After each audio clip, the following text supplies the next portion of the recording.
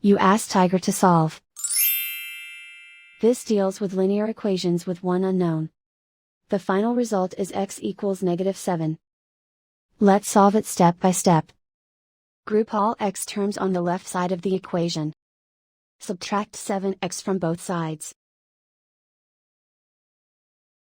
Group like terms.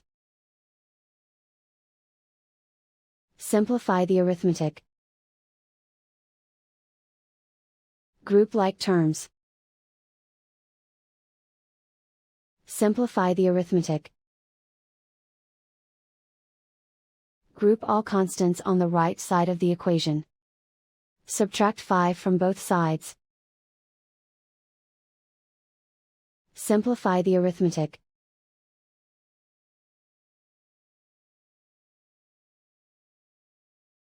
Isolate the x. Divide both sides by 3. Simplify the fraction. Find the greatest common factor of the numerator and denominator. Factor out and cancel the greatest common factor. And so the final result is x equals -7.